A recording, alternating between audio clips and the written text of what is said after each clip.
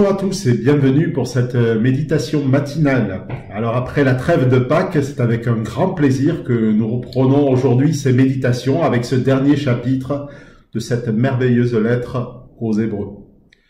Après avoir rappelé la longue liste des héros de la foi, l'auteur s'est attaché à expliquer que la foi qui plaît à Dieu pose son regard sur les promesses du royaume à venir. Des patriarches jusqu'aux prophètes, tous ont manifesté cette foi qui résiste à l'épreuve du temps, mais aussi à l'épreuve du feu. Et dans le chapitre 12, l'auteur a invité ses lecteurs, ainsi que nous-mêmes, à ne pas mépriser les épreuves, car elles sont le moyen par lequel Dieu corrige ceux qu'il aime, comme un père le ferait pour ses enfants. C'est pourquoi les destinataires sont invités à rechercher la sanctification, c'est-à-dire une vie de plus en plus sainte, consacrée à Dieu, sans laquelle nul ne verra le Seigneur. Et ce chapitre se terminait par cette exhortation: le royaume que nous recevons est inébranlable. Soyons donc reconnaissants et servons Dieu d'une manière qui lui soit agréable, avec crainte et profond respect. Alors dans cette épître, dans cette lettre, nous avons appris ou entendu que l'accès au sein des saints, à la présence même de Dieu, est ouvert. Qui que vous soyez, chrétien de longue date ou personne en recherche, eh bien, voici la bonne nouvelle. Contrairement à l'ancienne alliance ou aux religions dans lesquelles Dieu ne peut être servi et approché qu'avec d'infinies précautions, l'œuvre de Jésus-Christ permet de nous approcher de Dieu avec un cœur purifié. Mais ne nous trompons pas d'approche. Loin de la désinvolture, du mépris des choses saintes propres à notre époque, c'est avec un profond respect et avec crainte que nous devons le servir. La proximité rendue possible par Jésus-Christ ne gomme pas la différence entre créature et créateur, entre maître et serviteur, entre père et fils, et entre sauveur et sauvé. La nuée de témoins dont la foi a été agréable à Dieu et que nous avons vu dans le chapitre 11 nous en donne le témoignage. Alors, quelques exhortations vont maintenant dans ce chapitre 13 récapituler concrètement ce qu'est une vie sainte dans laquelle nous servons Dieu. Je lis au verset 1 et 2. « Que votre amour fraternel demeure vivant. Ne négligez pas de pratiquer l'hospitalité, car certains, en l'exerçant, ont accueilli des anges sans le savoir. » Dans certaines versions littérales, la traduction du verset 1 est « persévérer dans l'amour fraternel ».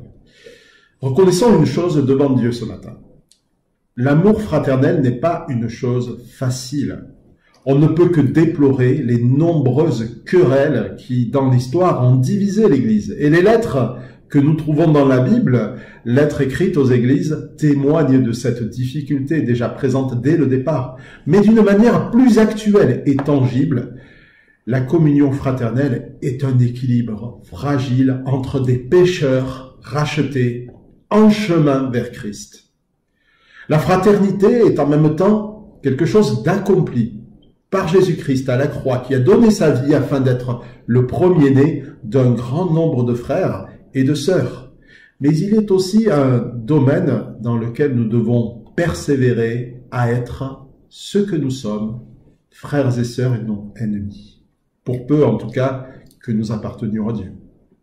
Alors, je ne crois pas qu'il existe de révélateur plus évident de la bonne santé d'une Église.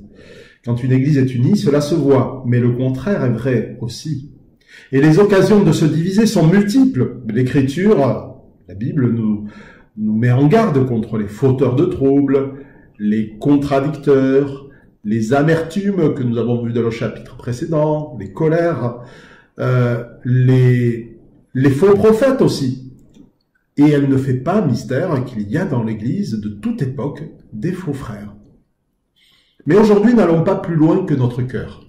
Là aussi, existent de multiples obstacles à l'unité. Là, dans ce lieu où l'égocentrisme, la révolte, le péché se terrent en attendant de surgir et de se révéler. Qui n'en est pas conscient est soit parvenu à la perfection, soit complètement aveugle sur l'état de son cœur. La communion fraternelle commence déjà entre moi et mon épouse, ma sœur en Christ. Est-ce que je fais tout pour qu'elle s'épanouisse dans la foi?